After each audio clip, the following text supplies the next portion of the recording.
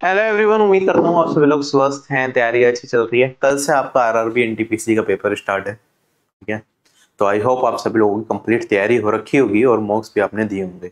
Right, तो RB के मैंने कहा था आपको 10 फ्री लाइव टेस्ट कराए जाएंगे और 10 के 10 आप लोगों के लिए ओपन कर दिए गए हैं। अभी लाइव मॉक 9 जो 2 जून से 3 जून तक चला था उसका मैं डिटेल एनालिसिस यहाँ पे कराऊंगा। हालांकि आप ये पेपर जो लोग नहीं दे पाए वो दे सकते हैं और 10th मॉक भी ओपन हो गया आज, वो भी दे सकते हैं। और प्रीवियस सारे के सारे मॉक्स भी आप लोगों के लिए ओपन कर दिए और उन्हें हमने सेक्शनल फॉर्म में भी डाल दिया है कि आपको फुल लेंथ नहीं देना। अगर आप खाली मैथ्स अटेम्प्ट करना चाहते हैं, रीजनिंग करना चाहते हैं या खाली जीके करना चाहते हैं वो भी कर सकते हैं और ये सारे फ्री टेस्ट हैं आप लोगों के लिए।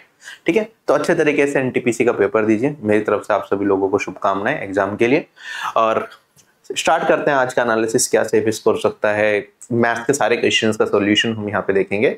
So let's get started. बाकी कुछ नई वीडियो जो चैनल पे अपलोड की हैं वो आप देख सकते हैं। जैसे एसएससी में नॉर्मलाइजेशन का फॉर्मूला चेंज हुआ, उससे बहुत डिटेल में मैंने समझा दिया। ऐसी वीडियो आपको कहीं नहीं मिलेगी, तो ये जरूर देख लेना अगर एसएससी एग्जाम्स को प्रिपेयर कर रहे हो। साथ ही साथ सिलेक्शन पोस्ट का नोटिफिकेशन आ चुका है, तो उसके बारे में कंप्लीट डिटेल्स मैंने बताई है कि कैसे कैसे चीजें चलेंगी। इसके ऊपर 1-2 वीडियो अभी और लेके आऊंगा मैं। एक आधार बेस्ड ऑथेंटिकेशन से रिलेटेड पहले बताया था मैंने, खैर वो तो अब इंप्लीमेंट हो ही चुका है। और इस तरीके से जैसे एनटीपीसी के सारे मॉक्स हैं सभी का सॉल्यूशन मैं आपको कराता जा रहा हूँ। और ऐसे ही हर सैटरडे संडे सीजीएल के लाइव मॉक भी होते हैं, तो वो भी आप जरूर दीजिए अगर एसएससी एग्जाम्स को टारगेट कर रहे हैं, चाहे सिलेक्शन पोस्ट हो कोई भी एग्जाम। ये एक प्लेलिस्ट बना दी है, जितने भी मॉक्स हुए हैं उनका एनालिसिस एनटीपीसी के और मैथ्स का सॉल्यूशन। ठीक है, अगर आपको मैथ्स में थोड़ी दिक्कत आती है तो ये टेस्ट आप सेक्शनल फॉर्म में भी वेबसाइट पे दे पाएंगे और इनका वीडियो सॉल्यूशन आप मेरे से भी देख सकते हैं, जिससे कि कम टाइम में कैसे करना है, क्या अप्रोच यूज करनी है, कंसेप्ट क्या लग रहा है, वो सारा आपको इन सॉल्यूशंस में मिलेगा। ठीक है, बाकी कमेंट सेक्शन में कमेंट करके बताइएगा कि इस मॉक में और पिछले मॉक में आपका स्कोर क्या था, क्या वेरिएशन देखने को मिले और क्या आपने सेफ स्कोर क्लियर कराया या नहीं करा। अगर एनटीपीसी के फ्री टेस्ट की बात करेंगे तो यहाँ पे आप जाएंगे आरबी की वेबसाइट पे, यहाँ पे आपको दिख जाएंगे और जैसे ही आप इस पे क्लिक करेंगे ना, देखो फुल लेंथ टेस्ट यहाँ पे है और ये सेक्शनल टेस्ट आपको maths English maths GK reasoning के इधर मिल जाएंगे। ये सारे आप अटेम्प्ट कर सकते हैं, सारे आप लोगों के लिए ओपन है अभी। ठीक है, आपने पहले कोई टेस्ट दिया उसका एनालिसिस आपको देखना है तो वो भी चेक कर सकते हैं, यहाँ पे सारे करके ओपन कर दिए गए हैं। इस टेस्ट को लगभग 8,500 लोगों ने दिया था, जहां पे एवरेज स्कोर लोगों को 56.24 रहा था और 61 to 70 के बीच में ज्यादातर लोगों का स्कोर था। ठीक है, यहाँ पे डिटेल सॉल्यूशंस आप इन सभी का देख ही सकते हैं वेबसाइट पे। ओवरऑल लेवल की बात करेंगे तो मॉडरेट साइड पेपर था ये, एवरेज 56 और मीडियन स्कोर 60 के आसपास गया। ठीक है, अगर टोटल 70 या 70 से ज्यादा स्कोर करने वाले बच्चों की बात करेंगे इस टेस्ट में तो 1657 है और बाकी कैंडिडेट्स आप यहाँ पे देख सकते हैं। बाकी परसेंटाइल स्कोर अगर हम देखेंगे तो 70 पे आपका 80 परसेंटाइल यहाँ पे बन रहा है। ठीक है, 75 पे 92, इस तरीके से सारा परसेंटाइल डेटा आपको यहाँ पे दिखेगा। और जो सेफ स्कोर होगा, देखो अब तक 9 टेस्ट हो चुके हैं, 10वां तो आज ही स्टार्ट हुआ है, तो उनका सेफ स्कोर क्या क्या है वो आप यहाँ पे देख सकते हैं। हालांकि आपको पता है रेलवे में इतने सारे जोन्स होते हैं, ठीक है, अलग अलग कैटेगरी ऑफ पोस्ट होती है, उनके अलग अलग आपको कट ऑफ देखने को मिलती है। तो उस पर्टिकुलर केस में आप इन सेफ स्कोर को ये मत मान के चलिए इतना ही है, आपका हो सकता है जोन में कंपटीशन कम हो तो आपकी कट ऑफ इससे कहीं ज्यादा कम भी हो सकती है इन मॉक्स के हिसाब से, और थोड़ी ज्यादा भी हो सकती है depending upon the competition in your particular mock. बाकी अपने हिसाब से एक एवरेज करके मैंने आपको बताया कि इतना इतना लेके आओगे तो आप काफी हद तक सेफ रहोगे। ठीक है, सारे कैटेगरीज का आप एक बार देख लीजिए, 9 के 9 लाइव टेस्ट का। और हर सैटरडे संडे को सीजीएल का फ्री लाइव टेस्ट होता है, वो भी आप दे सकते हैं। और आपको एसएससी सीजीएल के लिए प्री के लिए या मेंस के लिए अलग से टेस्ट सीरीज परचेज करनी है तो वो भी परचेज कर सकते हैं, जो कि आपके लिए काफी ज्यादा बेनिफिशियल रहेगी। मैथ्स अगर करना है पूरा तो आरबी का द्रोणाचार्य बैच और ऑफिसर बैच से कंप्लीट प्रिपरेशन आपकी हो सकती है। चलो मैथ्स के अब सॉल्यूशंस की हम को देखते हैं कि करके कैसे सॉल्व करेंगे सारे क्वेश्चंस कम से कम टाइम में। पहला क्वेश्चन हमारे पास, क्वेश्चन में कहता है x+2 और x+3 फैक्टर्स हैं इसके, तो हमें वैल्यू बता दो कि भाई a और b का मान क्या होगा। देखो दो तरीके से कर सकते हैं, एक तो होगा जो आप लोगों ने कराई होगा कि भाई इसे 0 के बराबर इक्वेट कर देंगे, x की वैल्यू उधर रखेंगे, अगर ये फैक्टर है तो उस केस में क्या हो जाएगा, ये पूरा जैसे ही a को मैं x को मैं यहाँ पे -2 रखूंगा तो ये 0 हो जाएगा, तो a+b में एक इक्वेशन बनेगी, फिर इसे 0 के बराबर रखेंगे और फिर हमारे पास एक इक्वेशन बनेगी a+b की फॉर्म में, उसे सोल्व करके और b का मान निकालेंगे। एक तरीका हमारा ये हो सकता है।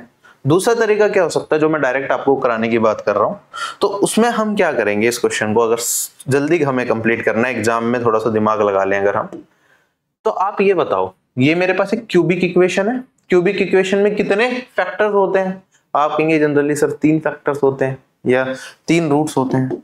अगर मैं इसे सिंप्लीफाई करूं, देखो यहाँ पे x सब जगह आ रहा है, x को कॉमन ले लूं तो मैं कहूंगा यहाँ पे मेरे पास बचेगा ax² plus 5x plus b, और कहीं ना कहीं मेरे पास एक तो ये हो गया, इसका मल्टीप्लीकेशन हो गया, x को अगर 0 रख दूंगा तो उस केस में 0 बन जाएगा, है ना। दूसरा पार्ट, बाकी दो फैक्टर्स हैं मेरे पास, ये कहीं ना कहीं जो तीन फैक्टर्स होते हैं इन तीनों के प्रोडक्ट से ही तो मेरी क्यूबिक इक्वेशन बनती है। तो जो ये वाला पार्ट है ये कुछ और नहीं है, ये x+2 और ये मेरा x+3 का मल्टीपल होगा या नहीं होगा? होगा। अगर आप मल्टीप्लाई कर देंगे तो x² plus 2x plus 3x, तो ये हो जाएगा 5x और प्लस में 2 × 3 6, क्या यही वैल्यू बनेगी? कंपेयर कर लो अब यहाँ पे आप कहेंगे सर a का मान कितना आ गया 1, ये 5x है, 5x है, कोई दिक्कत नहीं है, ये b है और यहाँ पे है मेरे पास 6, तो ये b और 6 मेरा एक सा दिख रहा है, b किसके बराबर हो गया? 6 के बराबर। क्वेश्चन खत्म हो गया या नहीं हो गया?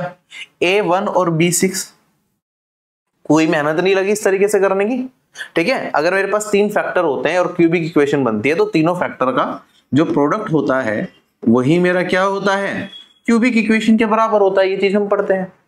अच्छा, बेसिक से जो मैं बता रहा था ऐसे करने का, तो वो तो आप कर ही सकते थे। आप कहेंगे सर x+2 को एक बार 0 रखा तो x की वैल्यू मेरे पास आ जाएगी -2। ये इसका मतलब क्या होता है, जब मैं यहाँ पे -2 रखूंगा ना, ये पूरा का पूरा 0 बन जाएगा। तो यहाँ पे आप x -2 को चाहे तो आप बाहर भी निकाल सकते हैं क्योंकि पूरे में कॉमन ही आ रहा है x, और उसके बाद -2 का होल स्क्वायर 4, तो ये 4a बन जाएगा मेरे पास, प्लस 5 × -2 -10 बन जाएगा, और यहाँ पे मेरे पास -2 × में भी तो -2b बन जाएगा, और ये वाली वैल्यू किसके बराबर हो जाएगी? 0 के बराबर हो जाएगी। अगर आप यहाँ पे -2 को उधर ले जाएंगे तो मेरे पास यहाँ पे बचेगा 4a - 2b इक्वल्स टू कितना? 10 के बराबर आ गया। ठीक, ऐसे ही अगर मैं आगे सोल्व करूंगा तो मेरे पास यहाँ पे x को जैसे मैं -3 रखूंगा, इसे 0 के इक्वल पुट करके, तो ये वाली इक्वेशन मेरे पास क्या बन जाएगी? -3 कॉमन आ गया, है ना। तो 9 × में a प्लस 5 × -3 -15 हो जाएगा। फिर यहाँ पे ये मैंने थोड़ी सी गड़बड़ कर दी क्योंकि x कॉमन ले लिया तो खाली b बचा था ना, ये तो 2b नहीं होगा, ये खाली b होगा, ठीक है। प्लस में b है तो यहाँ पे भी क्या होगा? प्लस में b, और ये किसके बराबर? 10 के बराबर, प्लस में b ये किसके बराबर आ गया? यहाँ पे 0 के, -3 से एलिमिनेट हो जाएगा। मैं कह सकता हूँ 9a प्लस b मेरे पास किसके बराबर हो गया? 15 के बराबर हो गया। इस वाली इक्वेशन में से इस वाली इक्वेशन को अगर हटा देंगे तो आप कहेंगे सर ये 9 - 4 5a किसके बराबर हो गया? 15 - 10 5 के बराबर हो जाएगा, और a का मान आ गया 1। अगर a 1 है यहाँ पे पुट कर दो तो b का मान कितना आ जाएगा? मेरे पास 6 आ जाएगा। क्वेश्चन खत्म हो गया हमारा, और यही क्वेश्चन का आंसर हो गया a1 और b6। अगर ऐसे करना है तो भी थोड़ा स्मार्ट तरीके से कैलकुलेशन करो, x को कॉमन लेके, हमें पता है जब फर्स्ट जीरो करेंगे तो वो पार्ट हट ही जाएगा, तो हमें सिर्फ इतना सोल्व करना होगा। चले आगे।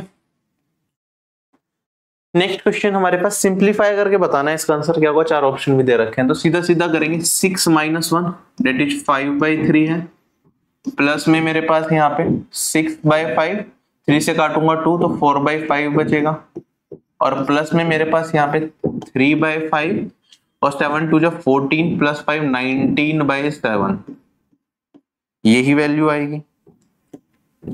अच्छा, कुछ बच्चे क्या कहते हैं यहाँ पे, जैसे ये देख लिया 3 डिनोमिनेटर में दिख रहा है, 5 दिख रहा है, 7 दिख रहा है, तो कुछ लोगों के दिमाग में ये चीज आ जाती है जब प्लस करेंगे तो इन तीनों का एलसीएम लेना पड़ेगा। तो मेरे पास डिनोमिनेटर में 3 × 5 × 7 आएगा, और वो डिनोमिनेटर में ये सर्च करने लग जाते हैं कि ये पूरा का पूरा आना चाहिए। 35 थी 105 तो डिनोमिनेटर में कहीं नहीं है। आप हमेशा ध्यान रखिए, हालांकि डिनोमिनेटर में इन तीनों का प्रोडक्ट आएगा लेकिन इनका कोई फैक्टर भी आ सकता है। हो सकता है कि जब न्यूमरेटर में सोल्व करूं तो इनमें से कोई वैल्यू कट जाए, डेट इज वेरी पॉसिबल। तो मेरे को बस ये तो पता है कि 5 3 और 7 इनका कोई फैक्टर आएगा, इसके अलावा हम नहीं कह सकते कुछ। अच्छा, यहाँ पे क्या नहीं आ सकता? देखो यहाँ पे डिनोमिनेटर में सिर्फ 3 है, यहाँ पे तो 27 क्या होता है? 3 × में 9, क्या कभी 27 तक पहुंच पाएगा? नहीं हो सकता। 3 × 7 21 पॉसिबल है, हो सकता है आगे जाके 5 कट जाए। तो मेरा आंसर जो होगा इन दोनों में से होगा। क्या ये चीज मेरे को समझ में आ रही है? और इन दोनों में से भी अगर आपको कंप्यूट करना है, देखो ये 2 पॉइंट समथिंग कुछ है और ये 4 पॉइंट समथिंग कुछ है। मेरा आंसर क्या निकल के आएगा, आप कहेंगे सर 3 से इसे काटूंगा तो 1.6 प्लस 0.8 तो 2.4 तो वैसे ही चला गया, और यहाँ पे भी करूंगा तो ये 35 बनेगा और ये वाली वैल्यू 57 बनेगी। स्टिल मेरा 1 पॉइंट में कुछ जाएगा तो 3 से तो ऊपर मेरी वैल्यू वैसी जाएगी, तो हो सकता है वो 4 क्रॉस कर जाए, तो ऑप्शन नंबर बी ही करेक्ट हो सकता है। समझ आया? हालांकि ये बेसिक क्वेश्चन है, आपको ये सब चेक करने की जरूरत नहीं है, लेकिन फिर भी ये चीजें देखी जा सकती हैं। ठीक है, इसी से आपकी स्पीड बढ़ेगी। क्वेश्चंस में अगर आप अलग अलग अप्रोचेस समझोगे कि कैसे किया जा सकता है, तो आप डायरेक्टली अपना आंसर करोगे। यहाँ पे क्या आ जाएगा 4 2/21। बाकी मैनुअल कैलकुलेशन तो आप सभी लोगों को आती है, कर लोगे। कहता है 2 सक्सेसिव डिस्काउंट दिए जाते हैं, एक 30% का और 35% का, तो हमें बताना सिंगल डिस्काउंट किसके बराबर होगा। इसका तो डायरेक्ट फॉर्मूला होता है, आप कहेंगे सर ये होता है a plus B minus A B divided by 100, है ना। और ये लिखने की जरूरत नहीं होती है, मैनुअली हो जाता है। जैसे 30 प्लस 35 ये हो गया 65, 65 में से क्या घटाएंगे, इन दोनों का प्रोडक्ट डिवाइडेड बाय 100। आप कहेंगे सर 35 दिया कितना होता है 105 और एक 0, फिर 100 से डिवाइड करूंगा तो 10.5, तो 65 माइनस 10.5 ये वाली वैल्यू कितनी हो जाएगी मेरे पास 54.5। This is my answer. चलें आगे। कहता है कितने पॉजिटिव इंटीजर्स एग्जिस्ट करेंगे P Q such that HCF P Q का आ जाए 43 और जो सम आ जाए पी क्यू का वो कितना आ जाए 2537। ठीक है, इसी तरह का सवाल आपका रेलवे एग्जाम में रिसेंटली 2024 के एग्जाम में पूछा गया था, मैंने कराया भी था और ट्रिक भी बताई थी आपको। आप कहेंगे सर मेरे पास अगर 2 नंबर हैं पी और क्यू, ठीक है, तो मैं मान ले सकता हूं इसमें एचसीएफ वाला पार्ट दोनों में कॉमन होगा और जो पार्ट कॉमन नहीं होगा वो कोप्राइम नंबर्स बन जाएंगे ए और बी। तो पी और क्यू मेरे कुछ इस तरीके से दिख सकते हैं। आप कहेंगे सर इन दोनों का सम कितना है 2537।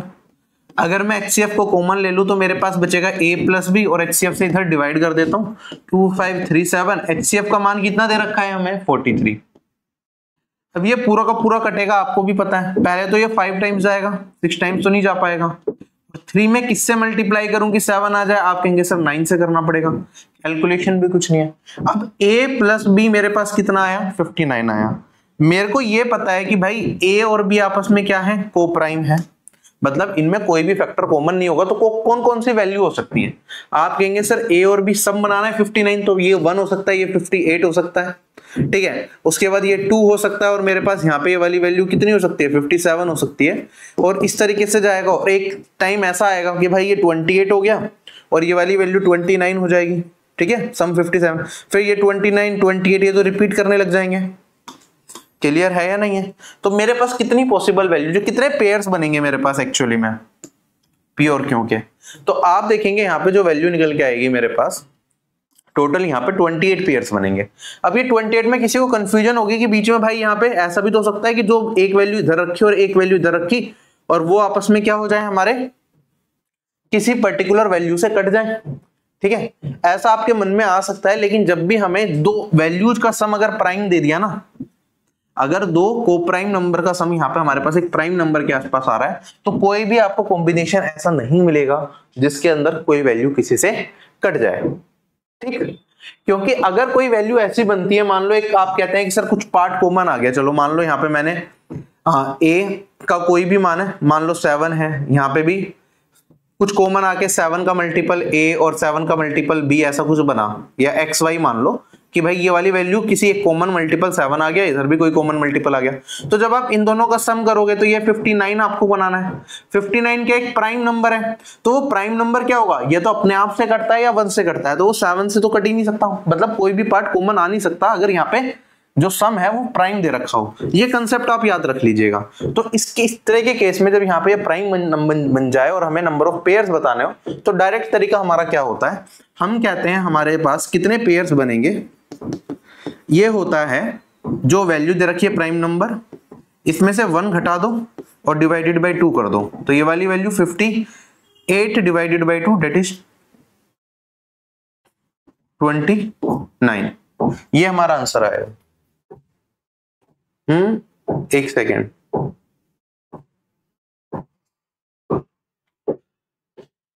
यहां से लेके हम गए थे 1 से लेके 28, अच्छा सॉरी मैंने थोड़ी सी मिस्टेक कर दी यहाँ पे, ये 29 तक जाएगा ना, 28, 29, 57 बनेगा ये, 29 और 30 ये बनेगा 59। ठीक है, 59 एक प्राइम नंबर होता है। तो डायरेक्टली अगर आपको नंबर ऑफ पेयर्स निकालना है तो आपको कुछ नहीं करना है, इसमें से एक घटाना, डिवाइड बाय 2 कर देना है, तो आपको नंबर ऑफ पेयर्स मिल जाएंगे कि कितने पेयर बनेंगे। जब भी आपको सम दो को प्राइम नंबर का दे रखो, एक प्राइम नंबर। ठीक, अगला सवाल हमारे पास कहता है कि भाई m का मान बता दो इसमें। अब देखो p बाई क्यू है, यहाँ पे q बाई p है, तो अगर मेरे को इस वाले को q बाई p को p बाई q करना हो तो आप कहेंगे सर पावर में -1 चला जाएगा, -7 -2m ये लिख सकता हूं। अब बेस सेम हो गया तो पावर को इक्वेट कर देंगे, इस इंडाइसिस में पड़ा है, तो मैं कह सकता हूं 4m + 3 यह बराबर हो जाएगा -7 + 2m के। तो यहाँ पे बचेगा 2m और ये वाली वैल्यू -7 -3 -10 हो गया, और m का मान कितना आ गया -5। सिंपल था, ये तो सभी लोगों ने कर लिया होगा। चले अगले सवाल पे। नेक्स्ट क्वेश्चन हमारे पास, एक विमेन ने 95,000 इन्वेस्ट करें 1/2% पर एनम सिंपल इंटरेस्ट पे 4 साल के लिए, तो हमें बताना है कि 4 साल के बाद क्या अमाउंट मिलेगा। आप कहेंगे सर ब्याज कितना होगा, 9/1/2 कितना होता है 19/2 है ना, कितने साल के लिए 4 साल के लिए, तो ये वाली वैल्यू 38 हो गया, 38% का ब्याज लगेगा। प्रिंसिपल क्या होता है 100%, 100% इसके बराबर 38% का ब्याज लग गया, तो हमें किसका मान बताना है 138% का। आप कहेंगे सर 1% का मान 950, 138 का मान कितना हो जाएगा 950 इंटू में 138, यही आंसर आएगा। सोल्व करके अपनी वैल्यू बता देंगे, है ना। 4 ऑप्शंस भी दे रखे हैं, आप देखेंगे यहाँ पे लास्ट डिजिट तो 0 आएगी। आगे की कैलकुलेशन है आप किस तरीके से करते हैं, ठीक है। उसके बाद सेकंड लास्ट डिजिट भी हमें 0 ही दिख रही है, और हमें पता भी है जैसे ये 5 है, और यहाँ पे एक काम कर लेते हैं इस पूरे नंबर में 138 को मैं स्प्लिट कर सकता हूं, मैं इसे लिख सकता हूं 69 इंटू में 2, तो यहाँ पे क्या होगा ये 5 को 19 इंटू 5 लिख सकते हैं, तो थोड़ी सी कैलकुलेशन आसान हो गई मेरी बस कि 2 इंटू 5 एक 0 बन जाएगा, और मेरे पास 69 इंटू में 19 बचेगा। अब आपके ऊपर है, आप यहाँ पे 19 को मल्टीप्लाई करके भी निकाल सकते हैं, जैसे 19 9 जा मेरे पास 171 हो गया, और 17 कैरी फॉरवर्ड हो गया, और ये 114 प्लस 17 131 हो गया, तो पूरी कैलकुलेशन ही कर लिया हमने। वरना ऑप्शन की मदद लेके डिजिटल सम वगैरह या कुछ ना कुछ लगा के भी हम इस क्वेश्चन का आंसर निकाल सकते थे, लेकिन जरूरत ही नहीं है। जब सिंपल कैलकुलेशन है तो क्यों ज्यादा चक्कर में पड़ना, अपना सोल्व करो और आंसर निकालो। क्वेश्चन में कहता है एक एग्जामिनेशन को पास करने के लिए आपको 840 मार्क्स चाहिए, ठीक है, टोटल मार्क्स में से।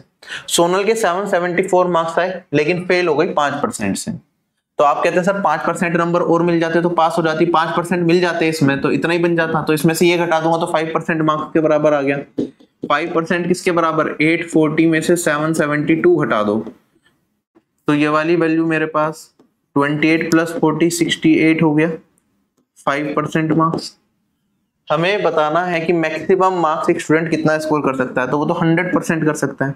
100% के लिए किसमें मल्टीप्लाई करना पड़ेगा 20 से, और 68 इंटू 2 कितना होता है 136 होता है, तो 1360 मेरा इस क्वेश्चन का आंसर आ गया।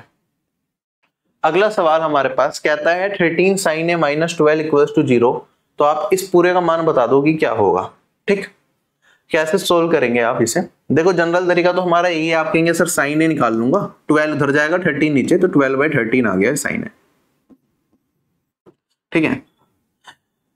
अब यहाँ पे हमारे पास आपको पता है साइन क्या होता है, ये होता है परपेंडिकुलर अपॉन में हाइपोटेनियस, और अगर आप यहाँ से बेस निकालेंगे तो 13 और 12 किसके साथ ट्रिपलेट बनाते हैं, 5 के साथ ट्रिपलेट बनाते हैं, ठीक है, तो यही वैल्यू आएगी। अब मुझे यहाँ पे क्या दे रखा है 5 sin a, तो 5 इंटू में 12/13 हो गया, प्लस 12 cos a, तो 12 इंटू में, अच्छा यहाँ पे और कुछ भी दे रखा है क्या, हाँ, ए lies in second quadrant.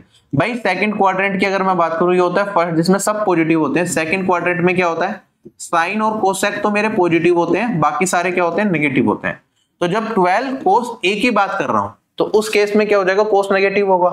cos क्या होता है, बेस अपॉन में हाइपोटेन्यूज, तो -5 अपॉन में 13 करना पड़ेगा मेरे को, ठीक है। आगे बढ़ते हैं, अब tan स्क्वायर है -sec स्क्वायर है, ये तो हमें प्रॉपर्टी पता है, सेक स्क्वायर है माइनस टेन स्क्वायर है 1 होता है, तो टेन स्क्वायर है माइनस सेक स्क्वायर है क्या हो जाएगा -1, और ये माइनस इधर है माइनस इधर है प्लस बन जाएगा +1। आप देखेंगे भाई ये 0 हो गया मेरे पास। 5 × 12 60, 5 × 12 × -5 -60, 13 दोनों में कॉमन है ही, तो ये भी 0 बन गया। 0 + 0 क्या होता है? 0 होता है। ऑप्शन नंबर सी क्या हो गया? करेक्ट हो गया। अगला सवाल हमारे पास कहता है 2 लीटर वाटर इवेपोरेट हो जाता है 5 लीटर सॉल्यूशन से, जिसके अंदर 3% हमें सोल्ट दे रखी है। तो हमें बताना है कि सोल्ट कितने % होगी रिमेनिंग सॉल्यूशन के अंदर। ठीक है, कैसे करेंगे? आप बिल्कुल सीधे तरीके से कर सकते हैं। देखो, जब मेरे पास यहाँ पे एक सॉल्ट सॉल्यूशन है जिसके अंदर क्या है 3% सोल्ट है, तो 3% की कोई भी क्वांटिटी हो सकती है। जैसे मेरे पास ये 5 लीटर है, तो 5 लीटर का अगर 3% निकालूंगा तो 5 × 3 15, तो 150 मिली आ जाएगा। अगर आप मिलीलीटर में कन्वर्ट करेंगे तो आप कहेंगे सर 5000 है, इसका 3% मैंने निकाला तो 15 × 3 150 मिली क्या हो गया? सोल्ट हो गया। अब मेरे पास अगर इवेपोरेशन होता है तो उस पर्टिकुलर केस में क्या होगा? पानी उड़ेगा, नमक नहीं उड़ेगा। तो मेरे पास अब सॉल्यूशन कितना रह गया? 2 लीटर पानी उड़ गया तो 3 लीटर रह गया, या कह सकता हूं 3000 ml रह गया। इसके अंदर सोल्ट कितना है अभी भी? क्या सोल्ट अभी भी 150 ml ही है? तो कितने % है इसका ये बताना है। आप कहेंगे सर यहाँ पे इसका 10% कितना हो जाए? 1% कितना हो जाएगा? 30 ml। 30 का ये 5 गुना है तो 5% हो जाएगा यहाँ पे सोल्ट सॉल्यूशन। यही क्या आ जाएगा? इस क्वेश्चन का आंसर आ जाएगा। इस तरीके से आप बिल्कुल सिंप्लीफाइड तरीके से समझ के क्वेश्चन को कर सकते हैं, क्योंकि जब इवेपोरेशन होगा सोल्ट इवेपोरेट नहीं होता, सिर्फ पानी इवेपोरेट होता है। ठीक है, ये आपने साइंस में भी पढ़ी है चीजें। आगे बढ़े अगले सवाल पे। कहता है एक कार का जो प्राइस है ना वो हमें दे रखा है 975,000। इसका 85% का, इस प्राइस के 85% का हमने क्या करा रखा है? इंश्योरेंस करा रखा है। ये कार कंप्लीटली डैमेज हो गई तो इंश्योरेंस कंपनी ने क्या करा? 90% इंश्योरेंस जितने का करा रखा था उसका पैसा पे कर दिया। तो हमें बताना है difference between the price of car and the amount received. जो कार का प्राइस है और जो अमाउंट रिसीव हुआ है उसका डिफरेंस कितना होगा। आप कहेंगे सर इंश्योरेंस से कितना पैसा मिलेगा? पहले ये निकाल लो। मान लो मेरे पास ये वाली वैल्यू दे रखी है, इसे फिलहाल मैं x मान लेता हूं। ठीक है, जो कार का प्राइस है, हमने इसका 85% का इंश्योरेंस करा। 85% क्या होता है? 7/20। इतना पार्ट मेरा इंश्योर्ड था। अब पूरी क्योंकि कार डैमेज हो गई तो इंश्योरेंस कंपनी को हालांकि पूरा पैसा देना चाहिए था, लेकिन इंश्योरेंस कंपनी ने कितना दिया? 90% दिया इंश्योर्ड अमाउंट का भी। 90% कितना होता है इसका? 9/10 होता है। तो ये इंश्योरेंस कंपनी ने दिया। कार की कीमत कितनी थी? x थी। तो हमें यह बताना है कि इन दोनों का डिफरेंस कितना है। अब x का मान अगर आप रखना चाहो तो मैं x को यहाँ पे कॉमन ले सकता हूं। आप कहेंगे सर यहाँ पे x को कॉमन ले लो, तो ये आ जाएगा मेरे पास। x का मान क्या था? 975,000 यही था, और ये आ जाएगा मेरे पास यहाँ पे 1 - दिस। ये मेरा इस क्वेश्चन का आंसर बनेगा। सोल्व करके आपको बताना है। 4 ऑप्शंस भी आपको दे रखे हैं कि क्या वैल्यू बनेगी। आप देखेंगे यहाँ पे एलसीएम लूंगा तो मेरे पास 20 बनेगा, सॉरी हाँ 20 बनेगा। तो यहाँ पे सॉरी 20 नहीं 200 है ना, ये 200 एलसीएम होगा तो डिनोमिनेटर में 200 आ जाएगा, और ऊपर मेरे पास यहाँ पे 200 - 17 इंटू में 9 कितना होता है? 153। 153 200 में से घटाऊंगा तो 47 आएगा, और ये वाली वैल्यू एज इट इज। अब इसमें भी आपको पता है ये काटने की बात आएगी तो 2 0 से 2 0 एलिमिनेट हो जाएंगी, और मेरे पास 2 को भी मैं अगर काट दूं तो 105 में कन्वर्ट हो जाएगी। तो मेरे पास ये बचेगा 975 इंटू में 5 और इंटू में दिस। यही आंसर निकालना है। अब भाई 4 ऑप्शन है, आपके ऊपर है, तो पूरी कैलकुलेशन कर लो, वरना ऑप्शन की मदद ले लो कि क्या वैल्यू हो सकती है। ठीक है, अब यहाँ पे अगर मैं देखता हूं ये 5 भी है मल्टीपल में, और इधर भी 5 का मल्टीपल आपको दिखेगा, बल्कि 75 है। 75 लास्ट की 2 डिजिट 5 से कट रही है तो ये 25 से कट रहा है। तो मैं कह सकता हूं जो भी आंसर होगा 5 की पावर 3 से कटेगा, मतलब 125 से कटेगा। मतलब लास्ट की 3 डिजिट मेरी 125 से कटनी चाहिए। लास्ट के 3 डिजिट 125 से कटने वाली। भाई ये 125 से कटता है, ये नहीं कटता। लास्ट की 3 डिजिट 125 से नहीं कटती और ये भी नहीं कटती, तो यही आंसर आएगा। दूसरा मैं ये भी कह सकता था भाई लास्ट डिजिट क्या होगी? 5 5 5 ही आएगा। 5 × 7 5। ओड में मल्टीपल करेंगे 5 से तो यूनिट डिजिट मेरी 5 आएगी। यहाँ पे तो 0 थी तो ये तो वैसे भी नहीं होता। ठीक, तो ऑप्शन नंबर सी क्या हो जाएगा? मेरा करेक्ट हो जाएगा। अगला सवाल हमारे पास कहता है एक सर्कल के रेडियस को हमने 45% से डिक्रीज कर दिया तो एरिया कितना डिक्रीज होगा। आपको पता है एरिया क्या होता है मेरे पास, पाई आर स्क्वायर या पाई आर इंटू आर, तो रेडियस पे 2 बार डिपेंडेंट होता है। तो अगर 45 से घटाऊंगा तो इफेक्टिव वाला फॉर्मूला लगाऊंगा तो आप कहेंगे सर जो नेट चेंज देखने को मिलेगा मेरे को ये होगा माइनस आर प्लस में माइनस आर इंटू में माइनस आर डिवाइडेड बाय 100, इतना चेंज देखने को मिलेगा। परसेंटेज में नेगेटिव साइन क्या डिनोट कर रहा है कि भाई हमारे पास जो वैल्यू है वो डिक्रीज कर रही है। तो 45 माइनस 90 और प्लस में, अब देखो यहाँ पे माइनस माइनस क्या हो जाएगा, कट के प्लस हो जाएगा। 45 का स्क्वायर क्या होता है 2025, ये हमने पढ़ा है। 5 की जगह 25 और 4 को immediate next number that is 5, 4 into 5 20 divided by 100 करूंगा तो ये वाली वैल्यू आ जाएगी। आप कहेंगे सर ये वाली वैल्यू बचेगी माइनस 69.75। 69.75 कहाँ है यहाँ पे, ये रहा। तो मेरा डिक्रीज होगा ऑप्शन नंबर डी इतना। क्लियर हो गया सभी लोगों को।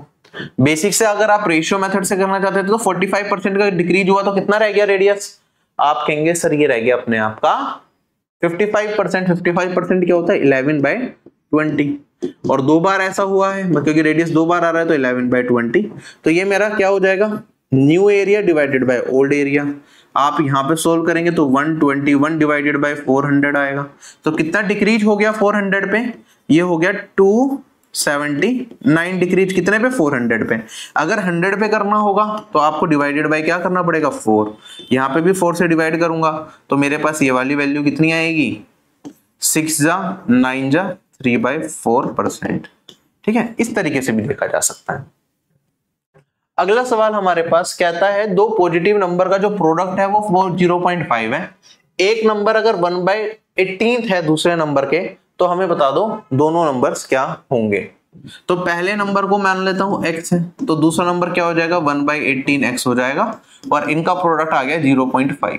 आप देखेंगे 18 को इधर मल्टीप्लाई करूंगा तो 9 बनेगा और ये x स्क्वायर के बराबर, तो x का मान कितना आ गया 3 आ गया। एक नंबर x है दूसरा नंबर क्या था 1/18x, तो 1/18x किसके बराबर हो जाएगा 3 डिवाइडेड बाय 18, ये हो जाएगा 1/6। 1/6 ऐसे तो नहीं दे रखा तो 0.166 हमें पता ये आता है। तो एक है 3 एक है 0.166, तो ये आंसर आ जाएगा हमारा।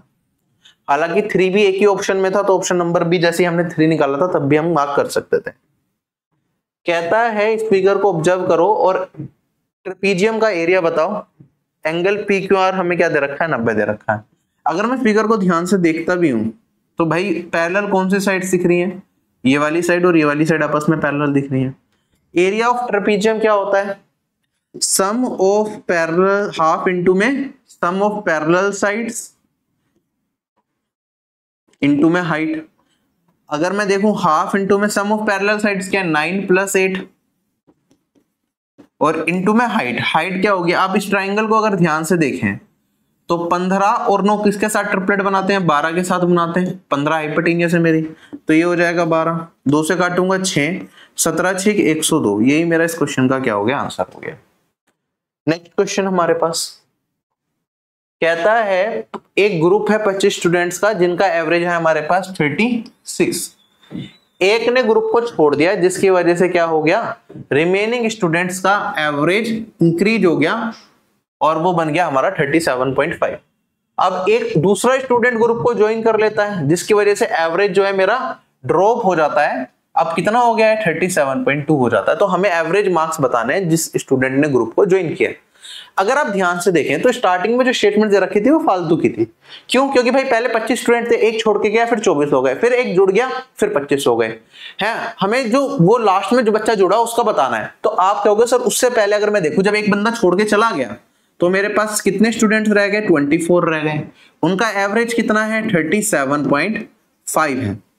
अब मेरे पास क्या हुआ एक नया स्टूडेंट इसके अंदर जुड़ता है जिसकी वजह से मेरे पास एवरेज में गिरावट आ गई। कितने की, आप देखेंगे जो नया एवरेज बना मेरा वो बना यहाँ पे 37.5।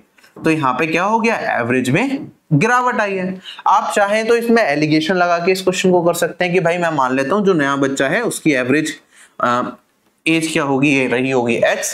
पहले 24 स्टूडेंट्स थे, एक नया बच्चा जुड़ गया, जो 25 स्टूडेंट्स का एवरेज है वो है इतना। एलिगेशन लगाओगे आपको आंसर मिल जाएगा। आप देखेंगे यहाँ पे मेरे पास 0.3 है और यहाँ पे मेरे पास जो भी वैल्यू आएगी बाद में देख लेंगे।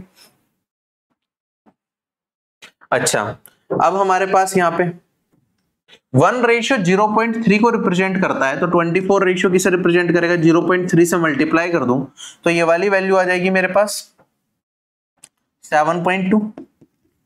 अब इसमें से इसे घटाया था तो ये वाली वैल्यू आई थी, इसका मतलब इसमें से इसे घटाऊंगा तो ये वाली वैल्यू आएगी, है ना। या फिर मैं कह सकता हूं इसमें से ये घटा दो तो ये वाली वैल्यू आएगी। तो 37.2 में से 7.2 घटाऊंगा तो ये वाली वैल्यू कितनी आ जाएगी, 30। ये एलिगेशन से मैंने बता दिया, हालांकि मैं इस तरह के क्वेश्चंस में एलिगेशन नहीं लगाता, लेकिन बहुत बच्चे एलिगेशन से पढ़े होते हैं तो उन्हें ये तरीका समझ आता है। बेसिक से भी कर सकते थे, सम ऑफ ऑब्जर्वेशन को इक्वल करके। बेसिक से करते तो कैसे करते हैं, आप कहते हैं सर 24 का एवरेज कितना है, 37.5 है। एक बच्चे को जोड़ लेता हूं, x है, कितने हो गए, 25 हो गए, इनका एवरेज कितना है, 37.2 है। सोल्व करके x समान निकाल लो, कोई दिक्कत है क्या इसके अंदर, नहीं है। तीसरा तरीका क्या होता है जो मैं जनरली यूज करता हूं इस तरह के क्वेश्चंस में, वो है डेविएशन मेथड। डेविएशन मेथड कैसे लगाएंगे, मैं कहूंगा यहाँ पे कि भाई पहले एवरेज इतना चल रहा था, एक बच्चा आया जिसकी वजह से जो एवरेज है हमारा कितना गिर गया, 0.3 से गिर गया। तो इन 24 बच्चों से 0.3 का कंट्रीब्यूशन ले लिया उस बच्चे ने एवरेज बनाने के लिए। तो 224 इंटू में 0.3 कितना होता है, 7.2।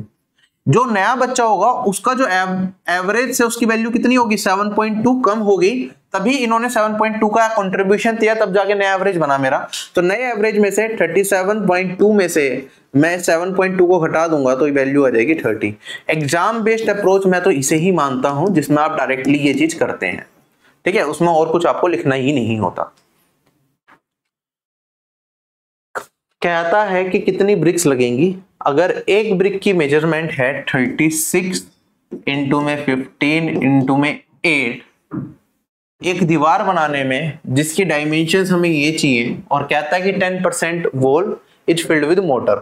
ठीक है, मोटर का मतलब क्या होता है, जैसे दीवार बनती है तो उसमें सीमेंट वगैरह भरा जाता है ना दीवार को रोकने के लिए, तो वो अगर इतनी बड़ी मेरे को दीवार बनानी है और उसमें 10% मोटर लग रहा है तो आप कहेंगे सर ब्रिक्स कितनी लगेंगी, आप कहेंगे सर इसका 90% लगेगा। ठीक है, अगर इसका 90% लगेगा तो मेरे पास जो वॉल्यूम होगी ब्रिक से जो वॉल्यूम चाहिए वो कितनी हो जाएगी, 27 इंटू में 9 इंटू में 60। ठीक है, और इसका 90%, तो इसमें क्या करना पड़ेगा, 9/10 से मल्टीप्लाई भी करनी पड़ेगी। अच्छा, यहाँ पे मेरे पास जब मैं ब्रिक्स लगा रहा था ये सारा सेंटीमीटर में था, ये मीटर में भी कुछ है तो उसे सेंटीमीटर में कन्वर्ट करने के लिए करना पड़ेगा, ये सेंटीमीटर में ही है 60।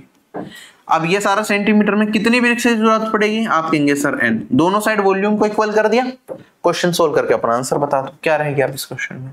आप कहेंगे सर 0 से ये 0 एलिमिनेट हो गया मेरे पास, 6 से काटूंगा तो ये 6 आ जाएगा, 6 से काटूंगा ये तो 150 हो जाएगा, 150 में 15 से काटूंगा तो 10 रह जाएगा, और चलो कोई बात नहीं, n का मान यहाँ पे अब सोल्व होके आ जाएगा हमारे पास।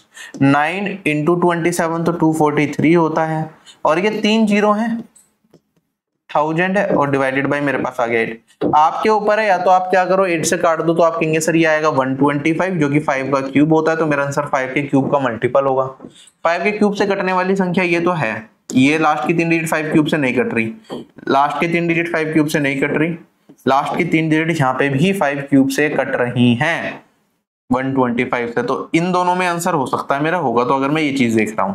ठीक, अच्छा अगर आप ध्यान से देखें यहाँ पे, ये अगर मैं मल्टीप्लाई कर देता, हालांकि इस तरह से ना करता, तो 243 को 1000, 243000, अगर 8 से डिवाइड करूंगा तो आप कहेंगे सर पहले 3 आएगा फिर 0 आएगा, तो फर्स्ट डिजिट 3 है, सेकंड डिजिट मेरे पास 0 है, जो कि एक ही ऑप्शन में आ रही है, ऑप्शन नंबर बी में, तो यही मेरा क्या हो जाएगा, इस क्वेश्चन का आंसर हो जाएगा।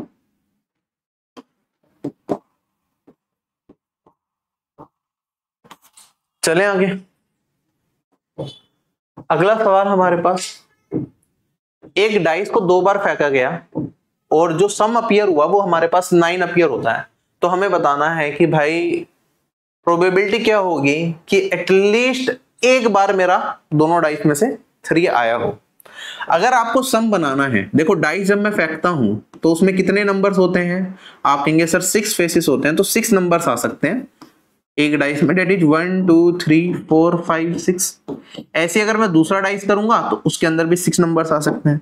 अगर मेरे को सम 9 बनाना है तो कैसे पॉसिबल है, आप कहेंगे सर सबसे पहले ना एक डाइस का मैक्सिमम कर लो, तो एक डाइस में मैक्सिमम कितना आ सकता है 6, तो दूसरे डाइस में 9 बनाने के लिए क्या करना पड़ेगा 3 करना पड़ेगा, तभी मेरे पास क्या बनेगा सम 9 बनेगा, है ना। फिर मैं थोड़ा पीछे गया, अब इसमें एक कम कर लो, इसमें और इसमें एक बढ़ा दो, तो इसमें 5 हो गया तो इसमें 4 हो जाएगा, तो सम 9 बन जाएगा।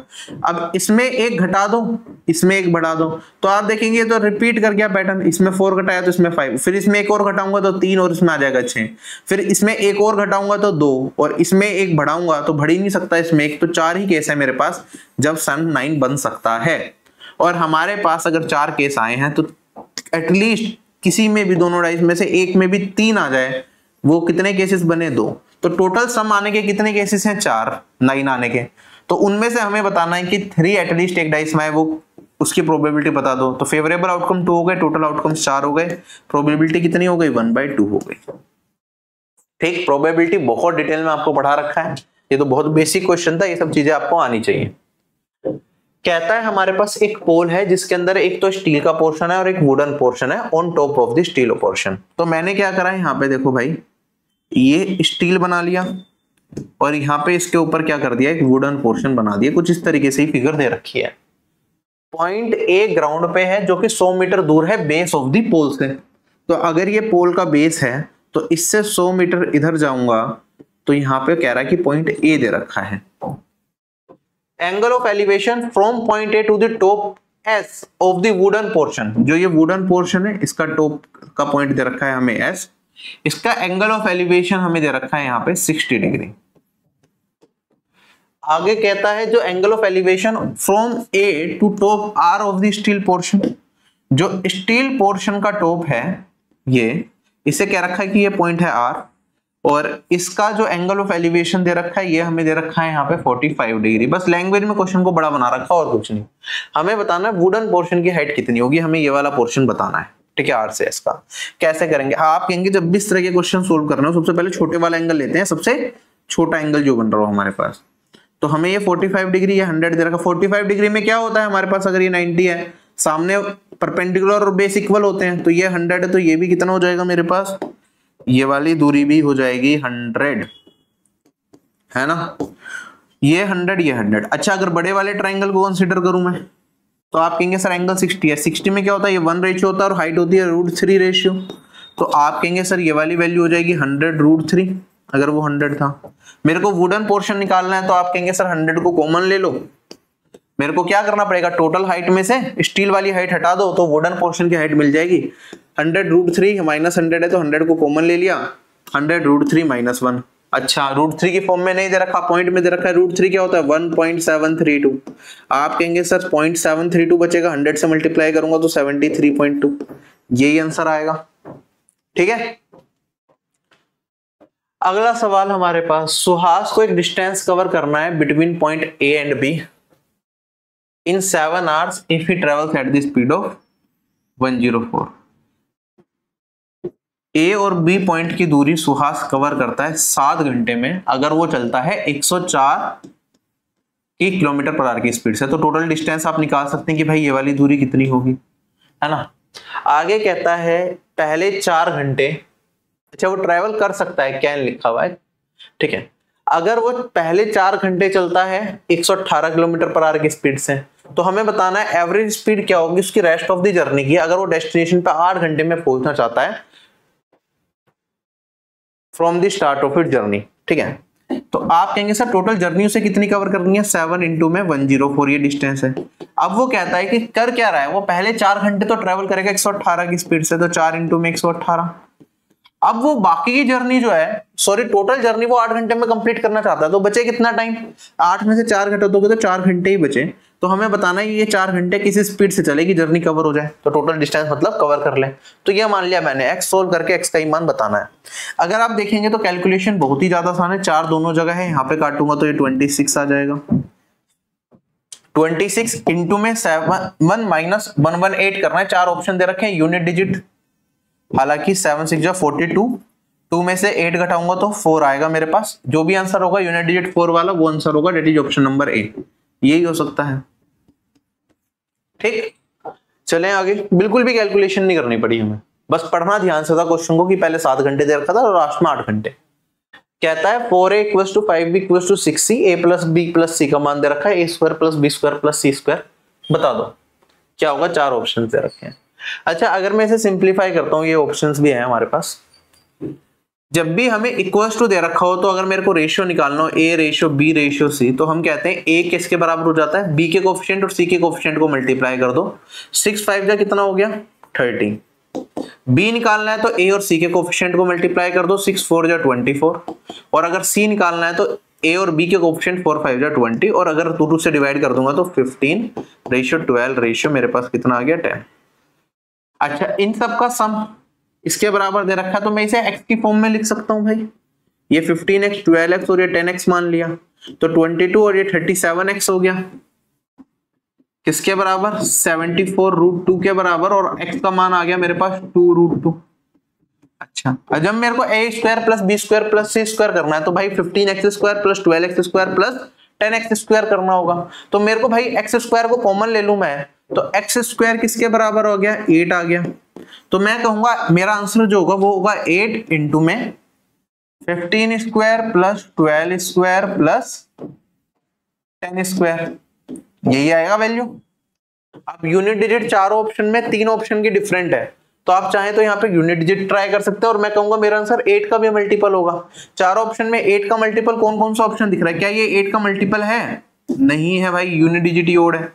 मेरे पास यहाँ पे 92 4 का मल्टीपल है, यहाँ पे इवन है, तो बस मेरे को 92 चेक करना है, क्या 92 8 से घटेगा, नहीं घटेगा, तो ये भी मेरा आंसर नहीं हो सकता। फिर है मेरे पास यहाँ पे 52, ये 8 से नहीं कटता, लेकिन 752 8 से कट जाएगा, और 196 भी मेरा 8 से 196 8 से कटेगा, एक मिनट, 96 8 से कटता है और यहाँ पे ओड है, तो ये 8 से नहीं कटेगा, ठीक है। 8 का डिविजिबिलिटी रूल आपको पता है, तो 8 से कटने वाली संख्या सिर्फ यही है, तो यही मेरा आंसर आ सकता है, ठीक है। एक तरीका तो ये है, बाकी आप यूनिट डिजिट से भी करेंगे तो मेरे पास क्या वैल्यू आएगी 0 4 और 5 9, 8 9 जा 72, तो यूनिट डिजिट आएगी 2। अगर यूनिट डिजिट 2 से भी देखता तो मेरे पास ये हो सकता था, ये हो सकता था। अब आप इसमें देख लो कि यार ये वाली वैल्यू आएगी, ये 8 से डिविजिबिलिटी चेक करी तो भाई 8 से लास्ट की 3 डिजिट कटनी चाहिए, ये तीनों हमारी 8 से नहीं कटती, यही आंसर आएगा। हालांकि पूरा सोल्व भी कर लेते, कोई ज्यादा टाइम नहीं लगता, मैं कोशिश कर रहा हूं आपको थोड़ी और अप्रोचेस बताता चलूं जिससे कि आप एग्जाम में अच्छा करें परफॉर्म। कहता है एक बस स्टार्ट करती है पॉइंट एक्स और वाई से, सॉरी एक बस है और एक कार है, दो हैं।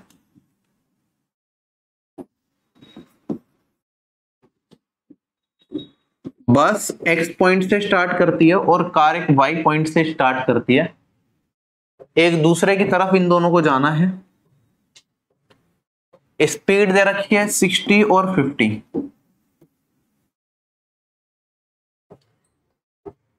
जब तक वो मिलते हैं तो बस क्या होती है 50 किलोमीटर ज्यादा ट्रेवल कर चुकी होती है, किससे, कार से। तो हमें बताना है distance between X and Y क्या होगा। कैसे करेंगे, आप कहेंगे सर मान लेते हैं ये टी टाइम तक चली तो ये भी टी टाइम तक चलेगी। अगर टाइम कांस्टेंट हो गया तो distance directly proportional to speed हो जाएगा, है ना। तो जब ये मिलेंगे तो ये कितना ट्रेवल करेगी, अगर मैं इन दोनों का रेशियो ले लूं स्पीड का तो 60 और 50 है, तो आप कहेंगे सर ये 6x डिस्टेंस चलेगी, तो ये वाली वैल्यू ये कितना चलेगी, ये 5x डिस्टेंस चलेगी। और कहते हैं जब ये मिले तो इनके बीच में जो डिस्टेंस था बस ने कितना ज्यादा चल लिया, 50 किलोमीटर ज्यादा, तो इनका डिफरेंस 6x में से 5x को घटाऊंगा तो ये वाली वैल्यू क्या आएगी मेरे पास, ये वाली वैल्यू आएगी x। x किसके बराबर है, 50 के बराबर है। हमें बताना है टोटल डिस्टेंस कितना है साइड के बीच में, x और y के बीच में, तो ये हो गया 11x, तो ये हो जाएगा 11 इंटू 50 दैट इज 550। समझ आ गया सभी लोगों को, कुछ नहीं करना, टाइम वगैरह कुछ निकालने की जरूरत नहीं, डायरेक्टली आप ऐसे कर सकते हैं रिलेशनशिप को यूज करके। एक टास्क को कंप्लीट करने के लिए रहीम को लगते हैं 13 दिन, तान्या को लगते हैं 15 दिन और अमीर को लगते हैं 18 दिन। साथ मिलके काम करेंगे तो उन्हें पैसा मिलेगा 2097। तो हमें बताना है कि रहीम का शेयर क्या होगा अगर उनका जो डेली वेज है उनकी एफिशिएंसी के प्रोपोर्शनल है। तो आप कैसे करेंगे इस क्वेश्चन को सॉल्व, आप कहेंगे सर यहाँ पे मेरे पास क्या चीज आ रही है, जब भी मेरे पास इनका टाइम दे रखा होता है तो या तो आप एफिशिएंसी इसका इनवर्स हो जाता है, वरना हम टोटल वर्क को इनका एलसीएम ले लेते हैं, और एलसीएम आएगा 13 और 15 में तो कुछ प्राइम नहीं है, 3 का फैक्टर यहाँ पे आ गया तो यहाँ पे आ जाएगा 6। ये आएगा। तो मेरे पास इनकी एफिशिएंसी कितनी हो जाएगी, रहीम की एफिशिएंसी हो जाएगी मेरे पास 15 इंटू में 6 90, 15 से 6 13 इंटू में 6 78 और 18 से काटेंगे तो यहाँ पे 5 इंटू 13 65। ये इनकी एफिशिएंसी का रेशियो हो गया। जो इनकी एफिशिएंसी का रेशियो है उसी रेशियो में इनके पैसे भी बटने हैं, तो कंबाइंड पैसा जो होगा इसी रेशियो में बटेगा। कंबाइंड कितना निकल के आया 168 173 233। 233 रिप्रेजेंट कर रहा है कितने को 2097 को। हमें किसका मान बताना है, हमें बताना रहीम को कितना मिला, मतलब 90 रेशियो का मान बताना है। तो एक तो भाई 90 का मल्टीपल होगा मेरा आंसर 90 के, हालांकि 3 ऑप्शन मल्टीपल है ये और ये, तो नहीं कर सकते हैं। अच्छा ये कितने टाइम्स जाएगा, आप कहेंगे सर यहां से ये 9 टाइम्स जा रहा है क्या, हाँ पूरा का पूरा 9 टाइम्स जा रहा है। तो 90 इंटू में 9 कितना आ जाएगा 810। यही मेरे इस क्वेश्चन का आंसर है। क्लियर है, चलें आगे। बाकी ये मैंने इस तरीके से लिखा, टोटल वर्क वगैरह निकालने की जरूरत नहीं थी इस क्वेश्चन में। अगर आपको टाइम दे रखा था, टाइम का इनवर्स कर दोगे तो आपको एफिशिएंसी का रेशियो मिल जाएगा। और क्योंकि सारे स्टार्टिंग से लेके एंड तक काम कर रहे हैं तो हमें इंडिविजुअली टाइम निकालने की जरूरत नहीं है कि कितने टाइम में काम कंप्लीट होगा, हमें सिर्फ एफिशिएंसी का रेशियो निकालना था। और एफिशिएंसी के रेशियो से आपको मिल जाता कि पैसे का रेशियो क्या होगा जिसमें बटेगा, और आप अपना आंसर निकाल सकते थे। अगला सवाल हमारे पास कहता है x प्लस 1/x भाई 5√2 है तो x cube plus minus 1/x cube निकाल दो, क्या आएगा। प्रीवियस ईयर का सवाल है एसएससी एग्जाम का। कैसे सॉल्व करेंगे, अब देखो x की पावर 6 माइनस 1/x की पावर 6 चाहिए तो कैसे निकाल सकता हूं मैं, x cube plus 1/x cube और x cube minus 1/x cube. एक तरीका तो ये हो सकता है, दूसरा तरीका ये हो सकता है कि x की पावर 6 प्लस 1/x की पावर 6 निकाला पहले, उससे कन्वर्ट करके फिर x की पावर 6 माइनस 1/x की पावर 6। लेकिन वो बहुत बड़ा हो जाता है मेथड, क्योंकि जब हम देखो आप आंसर्स में भी देखो ना इतने बड़े बड़े आंसर दे रखे हैं, तो वहां पे जब x की पावर 6 प्लस 1/x की पावर 6 निकाल के x की पावर 6 माइनस 1/x की पावर 6 करूंगा तो it will go a very long calculation. ठीक है, तो उससे बचने के लिए हम इसे इसी फॉर्म में कन्वर्ट करेंगे, x cube plus 1/x cube और x cube minus 1/x cube. अच्छा यहाँ पे x cube plus 1/x cube की अगर मैं बात करूं, प्रोडक्ट ही है ना यहाँ पे दोनों जगह, तो ये तो मेरे पास होता है, अगर ये v के बराबर है x प्लस 1/x तो x cube plus 1/x cube क्या होता है 5√2 मतलब v, और v स्क्वायर माइनस 3 तो 5√2 का होल स्क्वायर माइनस 3, यही होगा मेरे पास, है ना। तो ये 25 इंटू 250 माइनस 3 47, तो 5√3 इंटू 47। यहां तक तो किसी को भी दिक्कत नहीं आएगी ना कैलकुलेशन करने में। तो मेरे को 5√2 है, सॉरी है। अच्छा कुछ चीजें मेरे को अभी तक ऑलरेडी मिल गई जिसमें मैंने कोई मेहनत नहीं करी कि भाई ये है। अब देखो 5√2 इंटू 47 का जो भी आंसर होगा मेरा इसका मल्टीपल होगा। ठीक है, तो √2 तो दिख नहीं रहा क्योंकि हालांकि आगे जाके हो सकता है वो सोल्व हो गया और √2 मेरे को मिल गया, एलिमिनेट हो गया, लेकिन 5 और 47 तो मेरे पास रहेंगे। तो आप अगर चाहें तो ये चेक कर सकते हैं भाई चारों ऑप्शन में 47 का मल्टीपल कौन सा आपको दिख रहा है। ठीक है, और उससे क्योंकि 5 है 2 कहीं ना कहीं आ रहा होगा, तो 5 इंटू 2 करके 0 आ गया होगा, तो 47 का मल्टीपल इन चारों ऑप्शन में देखो कि कौन सी वैल्यू आपको लग रही है कि 47 का मल्टीपल हो सकता है। आपको 47 का स्क्वायर पता है, ये वाली वैल्यू होती है 25 से 3 कम है तो 09 और 2209। मेरे को पता है ये वाली वैल्यू 47 से कटती है। अब इसमें ये वाली वैल्यू 23 इसके आसपास चल रही है, तो क्या क्या ऐड करके हम 2300 के आसपास ले जा सकते हैं। 47 इंटू 2 होता है 94 इसमें ऐड करूंगा तो 3, और ये वाली वैल्यू आ जाएगी मेरे पास 0 और 2303 है क्या है। तो 2303 कट रहा है तो 2306 नहीं कट सकता, 2296 नहीं कटेगा, 2297 नहीं कटेगा।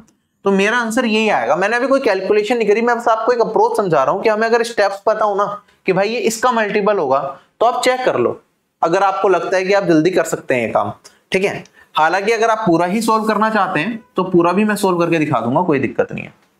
x प्लस 1/x से अगर मैं x माइनस 1/x पे जाऊं तो आप कहेंगे सर ये वाली वैल्यू होती है मेरे पास प्लस माइनस रूट में दिस स्क्वायर माइनस 4 तो 5√2 का स्क्वायर और माइनस में 4 करना पड़ेगा मेरे को, और यहाँ पे वैल्यू मिल जाएगी मेरे पास, ये आ जाएगा 50 - 4 46, तो √46। और यहाँ पे प्लस माइनस है लेकिन हमें दे रखा है x ग्रेटर देन 1 है, तो ये बड़ा होगा ये छोटा होगा 1/x, तो रिजल्ट आएगा पॉजिटिव। अगर x - 1/x दे रखा है तो x³ - 1/x³ क्या होता है मेरे पास, ये होता है x - 1/x इनटू में x - 1/x का होल स्क्वायर और प्लस में 3। ठीक है, तो यहां पे आप देखेंगे यहां से बन जाएगा 49 और यहां से मिलेगा √46, लेकिन यहां पे √2 था, तो आप देखेंगे √46 को √2 इंटू √23 लिख सकता हूं, तो ये 2 √2 इधर मल्टीप्लाई 5 से मल्टीप्लाई तो 10, 47 इंटू में यहां पे मेरे पास वैल्यू आई 49 और यहां पे √23।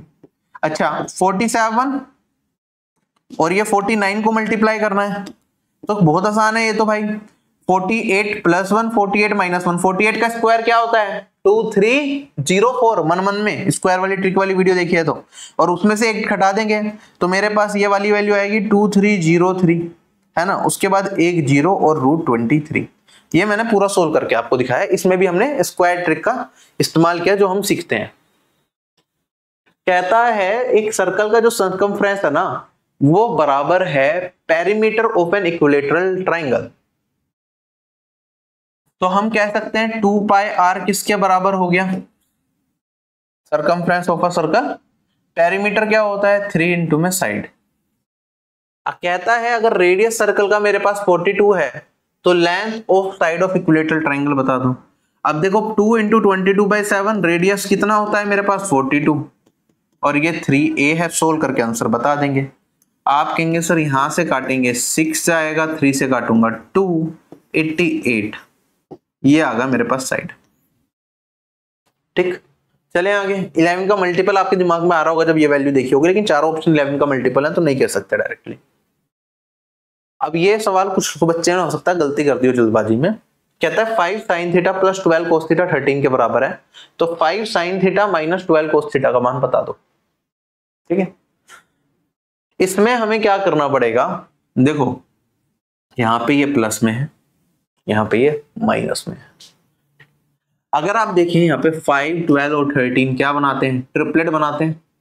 तो अगर ट्रिपलेट बनाते हैं तो साइन के सामने वाले को अगर मैं मान लूं इसे परपेंडिकुलर मान लूं, इसे बेस मान लूं, तो क्या ये हाइपोटेन्यूस हो जाएगा, है ना। और अगर मैं ये 13 को नीचे ले जाऊं तो आप कहेंगे sir 5/13 sin theta plus 12/13 cos theta, क्या ये मेरे पास 1 के बराबर आ गया। और हमको क्या पता है sin² theta plus cos² theta क्या होता है 1 के बराबर। तो कंपेयर करेंगे अगर हम, तो क्या ये sin थीटा और ये cos थीटा होगा। अगर sin थीटा मेरे पास किसी में ये वाली वैल्यू है तो cos थीटा ऑटोमेटिकली ये होगी या नहीं होगी। तो sin थीटा मेरा इसके बराबर, cos थीटा मेरा इसके बराबर होगा और ये आ गया 1 के बराबर। इस आइडेंटिटी से कंपेयर करके हमने ये रिजल्ट निकाल लिया। तो sin थीटा होगा 5/13, cos थीटा कितना होगा मेरे पास 12/13। ये चीज आपने डायरेक्टली पढ़ी हुई भी है, यहाँ तो मैंने बेसिक से बता भी दिया, वरना आपको ये पता है अगर यहाँ पे ये 3 ट्रिपलेट बनाते हैं तो हम कहते हैं ये परपेंडिकुलर, ये बेस और ये हाइपोटेन्यूस। यहाँ पे डायरेक्टली वैल्यू पुट करके अपना आंसर निकाल लेते हैं हम। तो ये वाली वैल्यू 25 - 144 डिवाइडेड बाई 13 और ये माइनस का 119 डिवाइडेड बाई 13, क्या यही आंसर आएगा। ठीक, अच्छा कुछ बच्चे ना इसमें वो वाली प्रॉपर्टी लगाने लग जाते हैं। प्रॉपर्टी क्या थी, a sin a plus b cos a equals to अगर c दे रखा हो और हमें क्या दे रखा हो वहां पे b sin a minus a cos a, ये हो जाए d के बराबर, तो हम कहते हैं a² प्लस b² बराबर होता है c² प्लस d² के। अगर आप ये लगा रहे हो तो गलती है, क्यों, देखो यहाँ पे ध्यान दो, ये अगर मेरा a है तो ये b है, a sin theta plus b cos theta, चलो c के बराबर आ गया, लेकिन यहाँ पे क्या है, यहाँ पे फिर से a sin थीटा आ गया, जबकि यहाँ पे क्या होता है, ये वाला वेरिएबल साइन का कोफिशिएंट होता है और इस वाले में ये वाला वेरिएबल कोस का कोफिशिएंट होता है। ठीक है, ये इंटरचेंज होते हैं कोफिशिएंट, यहाँ पे तो सेम ही है, तो वो वाली प्रॉपर्टी नहीं लग पाएगी, ये होल्ड नहीं करेगा। ठीक है, ध्यान रखिए, क्वेश्चन जानबूझ के डाला गया था क्वेश्चन आपको कंफ्यूज करने के लिए। कहता है ऑल प्राइम नंबर जितने भी हैं उनका एवरेज बता दो 25 से लेकर 27 के बीच में क्या आएगा। तो आपको एक एक करके लिखना पड़ेगा। 25 के बाद प्राइम नंबर अगला कौन सा होगा, 21 होगा, 31 होगा, 30 7 होगा, फिर 39 नहीं होता, 41 होगा, 43 होगा, 47 होगा, बाकी तो कोई नहीं आ रहा। कितने हो गए? 1 2 3 4 5 6, 6 है। एवरेज निकालने के लिए 6 से डिवाइड करना पड़ेगा। ठीक है, करना चाहो पूरा सम कर लो, वरना डेविएशन का ट्राई कर सकते हो, लेकिन बहुत दूर दूर हो जाएगा, सम ही कर लो। 29 और 31 60 है ना। 37 43 कितना हो गया? 80 हो गया। 140 यहां तक आ गया, और 88 140 प्लस 88 228 डिवाइडेड बाय 6 काट लो। 6 3 जा और 8 जा। अगला सवाल हमारे पास, इसे बताना है सोल्व करके क्या वैल्यू आएगी अप टू 8 टर्म। 4 ऑप्शन भी दे रखे हैं। अच्छा, सबसे पहले तो भाई इसे सिंप्लीफाई करूंगा मैं अगर, तो आप इसे 10/6 लिख सकते हैं, इसे 10 स्क्वायर बाई 6 लिख सकते हैं, या 100/6 ऐसे कुछ लिखेंगे, या 10³/6, और ऐसे 8 टर्म्स तक जाएगा तो 10 की पावर 8 डिवाइडेड बाई 6 भी आप यहाँ पे लिख सकते हैं। क्लियर हो गया? अब मेरे को इसे सिंप्लीफाई करके बताना है कि आंसर क्या आएगा। एक तरीका तो है भाई 1/6 को कॉमन ले लिया मैंने, और यहाँ पे 10 की पावर 1 प्लस 10 की पावर 2 प्लस 10 की पावर 8 तक जाएगा। इसे निकालने के लिए मैं क्या लगा लूं? ज्योमेट्रिक प्रोग्रेशन लगा लूं, वरना आप डायरेक्टली भी कर सकते हैं। भाई 10 वाले केस में बहुत आसान होता है। देखो ध्यान से समझना, मैंने आपको पहले भी बताया, शॉर्ट वीडियो में भी कराया था। 10 है, फिर 100 होगा, फिर मेरे पास 1000 होगा। मान लो मैंने क्या करा, 3 पावर तक गया तो 0 तो लास्ट में है ही है, फिर 1 1 1, कितनी पावर तक गया था मैं? 3 पावर, 10 की पावर 3 तक गया था। तो जब मैं सम कर रहा हूं तो मेरे पास जितनी पावर तक जा रहा हूं उतने 1 आ रहे हैं, और उसके बाद एक 0 आ रहा है। तो अगर मैं 8 पावर तक जाऊंगा तो 1 2 3 4 5 6 7 8 बार 1 आएगा, फिर एक 0 आएगा डिवाइडेड बाई 6। अच्छा, मैं चारों ऑप्शन में ये चीज देख पा रहा हूं कि भाई डेसिमल पॉइंट के बाद, डेसिमल पॉइंट से पहले यहाँ पे कितनी वैल्यू है? 5 है। यहाँ पे बहुत ज्यादा वैल्यू है, 4 और 4 8 वैल्यूज है। यहाँ पे कितनी वैल्यू है? और कम हो गई, इससे एक 7 वैल्यू है। यहाँ पे 6 वैल्यू है ना। अब जब मैं 6 से इसे काटूंगा, इसमें कितनी प्लेसेस हैं, वैल्यूज हैं? टोटल 9 वैल्यूज हैं। अगर मैं 6 से काटता हूं 9 वैल्यू वाले को, अगर मैं 9 की जगह भाई एक बात बताओ 10 से भी काटता, तो 10 से काटता तो एक 0 हट जाती, मेरे पास कितनी वैल्यूज बचती? 8 वैल्यूज तो तब भी बचती जब मैं 10 से काटता, और अब तो मैं उससे भी छोटे से काट रहा हूं, तो मेरे पास मिनिमम 8 वैल्यू तो आएंगी ही आएंगी। तो मेरा आंसर खाली यही ट्रू हो सकता है, बाकी तो कोई पॉसिबिलिटी बनी नहीं रही। तो 1851851 यही तो हो सकता है आंसर।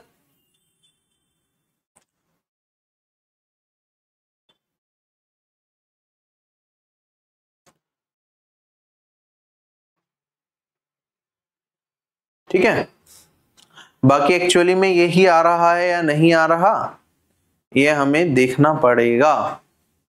ठीक है, पहले 1 जा गया 6, फिर 51 बचेगा, 6 से काटूंगा 8 जा, फिर बन गया 31, फिर 5 से जाएगा, फिर 11, फिर 1 जा। हाँ यही आ रहा है। ठीक है, चलो अगला सवाल हमारे पास कहता है कि अगर एक सर्कल है जिसका सेंटर हमें सी दे रखा है, उसके पॉइंट्स भी दे रखे हैं -3,5, और इसका रेडियस हमें दे रखा है 6, तो हमें बताना है कि इक्वेशन ऑफ सर्कल क्या होगी। कैसे निकालते हैं इक्वेशन ऑफ सर्कल? या तो आप वैसे याद रखो कि भाई इस फॉर्म में होती है, अगर मान लो मेरे पास पॉइंट ये होते हैं h और k, तो इक्वेशन ऑफ सर्कल कहलाती है, सेंटर के पॉइंट अगर h और k हो तो x माइनस h का होल स्क्वायर प्लस मेरे पास h माइनस k का होल स्क्वायर, ये होता है रेडियस स्क्वायर के बराबर। ये हमारी इक्वेशन ऑफ सर्कल होती है। अच्छा, अगर आपको ये चीज नहीं याद तो आप जनरली यहाँ पे कोई भी एक पॉइंट मान लो एक्स वाई, है ना, सर्कल की जो भी यहाँ पे पॉइंट होगा वो एक्स वाई कुछ भी हो सकता है। तो डिस्टेंस फॉर्मूला लगाऊंगा, तो जो डिस्टेंस का स्क्वायर है 6 का स्क्वायर रेडियस का स्क्वायर, डिस्टेंस क्या होगा इनके बीच में? रेडियस। तो ये जो रेडियस का डिस्टेंस का स्क्वायर है किसके बराबर होता है डिस्टेंस फॉर्मूला लगाने में? x minus this minus this, इनके स्क्वायर का सम डिस्टेंस के बराबर होता है। तो मैं कहूंगा x माइनस -3 क्या हो जाएगा? x प्लस 3 का होल स्क्वायर, और यहां पे मेरे पास y माइनस 5 का होल स्क्वायर। सोल्व करेंगे तो देखो x स्क्वायर आ गया फिर मेरे पास यहाँ पे 9 और 6x, फिर मेरे पास y square minus 10x plus 25, ये आ गया किसके बराबर, 36 के बराबर। X square plus y square plus 6, ये y है, 6x माइनस 10y, और ये 34 है, 36 है तो इधर जाके -2 रह जाएगा और ये मेरा आंसर आ जाएगा। ठीक, अगला सवाल हमारे पास कहता है एक ट्राइंगल दे रखा है हमें LMN, जिसके अंदर MX और NY परपेंडिकुलर है एक दूसरे के और मीडियंस भी हैं और जेड पॉइंट पे इंटरसेक्ट करते हैं। तो MX और NY परपेंडिकुलर है एक दूसरे के और इंटरसेक्ट करते हैं 90 डिग्री पे। MX का मान हमें दे रखा है 30, NY का मान हमें दे रखा है 40। तो हमें बताना है कि एरिया ऑफ ट्रायंगल LMN क्या होता है। देखो एरिया ऑफ ट्रायंगल की बात अगर हम करें, देखो इसका डायरेक्ट फॉर्मूला भी होता है। अगर डायरेक्ट फॉर्मूला लिखना चाहें कि अगर आपको दो मीडियंस दे रखी हो और वो 90 डिग्री पे इंटरसेक्ट कर रहे हो, तो हम कहते हैं ये होता है 2/3 इंटू में M1 इंटू में M2। कब? जब मीडियंस हमारी 90 डिग्री पे इंटरसेक्ट कर रही हो। वरना अगर 90 डिग्री नहीं भी दिख रहा तो M1 M2 साइन थीटा आप लगा देते हैं, तब भी आपको अपनी क्या मिल जाती है, वैल्यू मिल जाती है। ठीक है, एक तरीका तो ये हो सकता है हमारा निकालने का। तो थीटा हमारे पास क्या हो गया, 90 हो गया, तो साइन थीटा क्या हो जाएगा, 1 हो जाएगा। और 2/3 इंटू में 30 इंटू में 40, ये वाली वैल्यू 10 और ये वैल्यू 4 2 जा 8, 800 हमारे पास इस क्वेश्चन का क्या आ जाएगा, आंसर आ जाएगा। ठीक है, एक तरीका तो ये होता है। दूसरा तरीका कहते हैं हम कि भाई एरिया ऑफ ट्रायंगल क्या होता है, ये होता है 4/3 इंटू में area using medians as sides of a triangle. और अगर मेरे पास area using medians as side of a triangle दे रखा है तो 4/3, अगर मेरे पास 3 मीडियन होती और इनका जो बीच का एंगल हो एज इट इज 90 मान लो, एक 30 है एक 20 है, तो आप कहते हैं सर मीडियन का एरिया क्या होगा, half into base into height, half into 30 into में 20, यही होगा। तो मेरे पास वैल्यू क्या आ गई, ये यहां पे कुछ गलत लिख दिया क्या, 30 और 20, 30 इंटू 40, ओके यही होगा। तो आप कहेंगे सर यहाँ पे मेरे पास फिर से वही चीज आ गई, यहां से कट गया 2, तो 2/3 और इंटू में 30 इंटू 40, 3 से काटूंगा तो 10 और ये आ गया 800 अगेन। ठीक, तो किसी भी तरीके से देख सकते हो जिसमें आप कंफर्टेबल हो वो। अगला सवाल क्या आता है कि यहाँ पे क्या दे रखे हैं, 100 स्टूडेंट्स के मार्क्स दे रखे हैं इंग्लिश और मैथमेटिक्स में इस टेबल में। ठीक है, सब्जेक्ट हो गया मेरे पास इंग्लिश और मैथमेटिक्स। 40 से ज्यादा अबव लाने वाले आउट ऑफ 100 स्टूडेंट्स कितने हैं इंग्लिश में, 10। 30 या 30 से ज्यादा लाने वाले 31, 20 या 20 से ज्यादा वाले 80, इस तरीके से डेटा दे रखा है। ठीक है, 0 एंड अबव क्योंकि सारे स्टूडेंट या तो 0 या उससे अबव भी लाएंगे, तो ये 100 दे रखा है। हो सकता है एग्जाम में नेगेटिव मार्किंग ना हो, वरना नेगेटिव में भी जा सकते थे बच्चे। हमसे कहता है कि एटलीस्ट 40% मैथमेटिक्स में जरूरत है मार्क्स की। हायर स्टडीज, अगर हायर स्टडीज करनी है मैथ्स में, तो हमें बताना है कि कितने स्टूडेंट्स एलिजिबल हैं to pursue higher studies in mathematics. तो अगर 40% से ज्यादा लाने हैं तो टोटल मार्क्स कितने हैं मेरे पास, 50 का 40% कितना होगा, 5 इंटू 4 20 हो जाएगा। 20 या 20 से ज्यादा लाने वाले कितने बच्चे हैं मैथमेटिक्स में, 20 एंड अबव दे ही रखा है खुद ही, 65 है। और कितने में से, 100 में से, तो कितने परसेंट हो गए, 65% ही तो हो गए। 65 डिवाइडेड बाय 100 इंटू 100%, क्वेश्चन खत्म हो गया। ठीक, ध्यान से पढ़ने वाला था बस। कहता है ये असेंडिंग ऑर्डर में हमने ऑब्जर्वेशंस को लगा रखा है। अगर मीडियन 67 है तो एक्स का मान बता दो। मीडियन क्या होता है, मीडियन निकालने के लिए सबसे पहले तो हम असेंडिंग ऑर्डर में लगाते हैं जो हमें ऑलरेडी दे रखा है, और वो हमें मीडियन दे भी रखी है 67, एक्स का मान बताना है। कितनी वैल्यूज है, 1 2 3 4 5 6 7 8 9 10, 10 वैल्यूज है। तो मीडियन क्या होता है मेरे पास यहाँ पे n/2th टर्म अगर नंबर ऑफ टर्म्स इवन हो plus next term divided by 2, ये होगा हमारा मीडियन। और मीडियन किसके बराबर 67। n/2 10/2 क्या हो गया फिफ्थ टर्म 1 2 3 4 5 फिफ्थ टर्म है x। नेक्स्ट टर्म क्या है x + 2 डिवाइडेड बाय 2 67 के बराबर। ये 2x + 2 बनेगा तो 2 से काटने के बाद x + 1 ये 67 के बराबर और x का मान 66 के बराबर। यही हमारा क्या आएगा इस क्वेश्चन का आंसर आएगा। ठीक है, so this marks the end of maths questions और रीजनिंग के क्वेश्चन जो मैथ्स के फॉर्म में, मतलब मैथ्स के वो क्वेश्चन जो रीजनिंग में एनटीपीसी में पूछे जाते हैं वो देखते हैं। 4 क्वेश्चंस होते हैं ऐसे डीआई के लगभग। इसमें क्या दे रखा है हमारे पास 3 डिफरेंट एग्जाम सेंटर्स दे रखे हैं P, Q और R। ठीक है, तो इसमें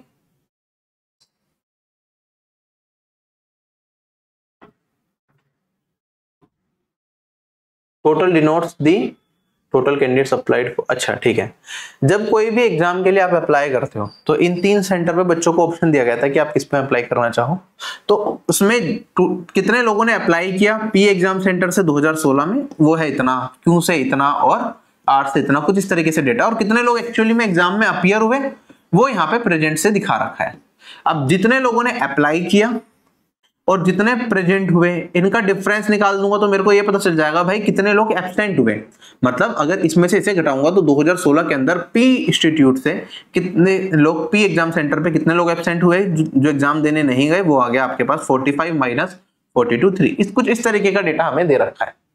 हमसे कहता है कि कौन से साल में जो एब्सेंटीज थे ना वो सेकंड हाईएस्ट थे सभी सेंटर्स का मिला के। ठीक है, तो यहाँ पे सेकंड हाईएस्ट बताना है, ध्यान रखिए। अब 4 ऑप्शन भी दे रखे हैं। अब ये चारों ऑप्शन को यूज करके आप ट्राई कर सकते हैं, लेकिन आपको अगर सेकंड हाईएस्ट बताना है, अगर फर्स्ट हाईएस्ट पूछ लेता तो मैं कहता भाई इन चारों में से एक होगा। अगर सेकंड हाईएस्ट मेरे को पूछा है तो मेरे को फर्स्ट हाईएस्ट भी पता होगा, तभी सेकंड हाईएस्ट निकालूंगा। हो सकता है इन चारों में फर्स्ट हाईएस्ट हो ही ना।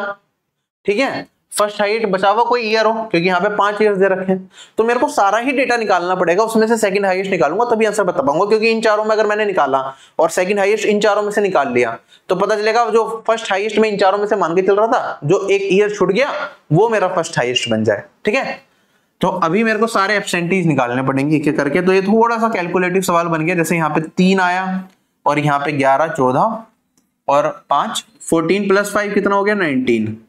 ऐसे इधर निकालेंगे 5 25 30, फिर यहाँ पे 4 24 34, इसमें 11 और 12 23 और 8 31। ठीक है, कहीं कैलकुलेशन मिस्टेक हो जाए तो देख लेना। 11 + 14 25 + 5 30। सेकंड हाईएस्ट किसमें, हाईएस्ट तो एब्सेंटी जिसमें 2018 में, सेकंड हाईएस्ट जा रहे हैं 2019 में, तो 2019 इज द राइट आंसर। ठीक, नेक्स्ट क्वेश्चन हमारे पास, इसमें सब्जेक्ट दे रखे हैं और उनकी कितनी नंबर ऑफ बुक्स हैं ये दे रखा है। ठीक है, हमें बताना है रेशियो क्या होगा, number of books of subject B1 कितनी है 120, ratio average number of books sold पर सब्जेक्ट, तो इनका एवरेज से रेशियो बताना है। अच्छा, 4 ऑप्शन भी दे रखे हैं हमारे पास। ऑप्शन से डायरेक्टली नहीं कर सकते, क्यों नहीं कर सकते, आप कहेंगे सर देखिए मेरा आंसर 5 सब्जेक्ट्स हैं तो मैं इनका सम डिवाइडेड बाय 5 करूंगा, तो मेरा आंसर यहाँ पे 5 मल्टीप्लाई कर दो तो 600 रेशियो, इनका जो भी सम आएगा उससे रेशियो निकालना है। तो मेरा न्यूमरेटर 600 का एक फैक्टर होना चाहिए, और यहाँ पे 4 से भी 600 करता है, 2 से भी, 3 से भी, 10 से भी, तो डायरेक्टली ये चीज नहीं दिख रही।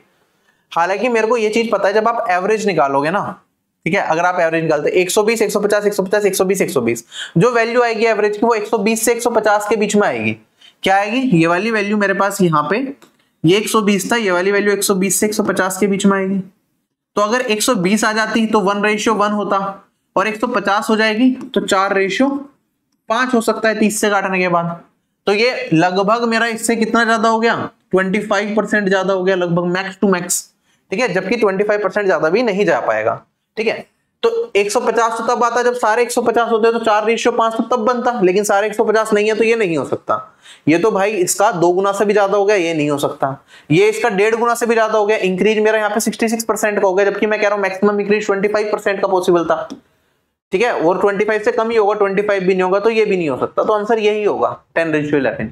ये ऑब्जर्व कर लिया हमने, हालांकि सिंपल कैलकुलेशन थी तो इतना करने की जरूरत नहीं थी, वरना ये चीजें भी देखी जा सकती हैं, ठीक। बाकी पूरा आप एवरेज निकालोगे तो डेविएशन से भी कर सकते हो। 120 एवरेज मान लिया तो यहाँ पे 30 का डेविएशन और यहाँ पे 30 का डेविएशन, 30 + 30 60 का डेविएशन आया 5 पे, तो 1 पे डेविएशन कितने का आया 60/5 12 का। तो ये वाली वैल्यू 120 है, जो एवरेज बनेगा मेरे पास वो बनेगा 120 + 12 डेविएशन मेथड से। 120 है और ये 132 है, कितना हो गया 10:11, ठीक। कहता है percentage distribution of mathematics book in 5 different stores, यहाँ पे हमें दे रखा है, हमें बताना है सेंट्रल एंगल क्या होगा कोरोस्पोंडिंग टू एस। अब जब परसेंटेज टोटल होगा तो टोटल 100% होगा, और अगर हम डिग्री में देखें तो ये कितना होगा 360 डिग्री। तो मेरे पास 1% किसे रिप्रेजेंट करता है, ये रिप्रेजेंट करता है 3.6 डिग्री को, हमें पता है। तो 34% किसे रिप्रेजेंट करेगा, 34 इंटू में 3.6 डिग्री। आप कहेंगे सर ये 35 से 1 कम है, 35 से 1 ज्यादा है, तो 35 स्क्वायर माइनस 1, 35 का स्क्वायर क्या होता है 1225 और माइनस में 1, और यहाँ पे एक पॉइंट आ जाएगा मेरे पास, तो 120, सॉरी पॉइंट ऐसे नहीं लगाएंगे, पहले पूरी कैलकुलेशन करेंगे, डिवाइडेड बाय 10 कर देंगे, तो ये मेरे पास 122.4, this will be my answer. Unit digit से भी हो रहा था वैसे तो डायरेक्टली 4 6 24, यूनिट डिजिट 4 एक में ही थी तो भाई वही आंसर आता। अगला सवाल हमारे पास क्या था, इस पाई चार्ट में एक शॉप ने एक दिन में कितने फ्रूट्स बेचे उसके बारे में परसेंटेज में दिखा रखा है। कहता है अगर टोटल फ्रूट्स उसने एक दिन में 1200 बेचे तो हमें बता दो बनाना कितने बेचे। तो बनाना उसने यहाँ पे दे रखा है ऑरेंज से 40% टोटल का है, तो 40% ऑफ 1200 अगर हम निकालेंगे तो कितना हो गया 40 इंटू में 12, ये हो गया 480, और यही मेरा इस क्वेश्चन का आंसर आएगा, ठीक। I hope this class is beneficial to you, सारी चीजें आपको समझ में आई होगी। एनटीपीसी एग्जाम आपका बहुत ज्यादा करीब है। 9th मॉक का सॉल्यूशन मैंने यहाँ पे करा दिया, अब सिर्फ एक मॉक बचा है, 10वां मॉक दीजिए, फिर सारे मॉक्स आप लोगों के लिए ओपन भी हो जाएंगे और आप आराम से अपना एनटीपीसी का पेपर दीजिए। All the best to all of you.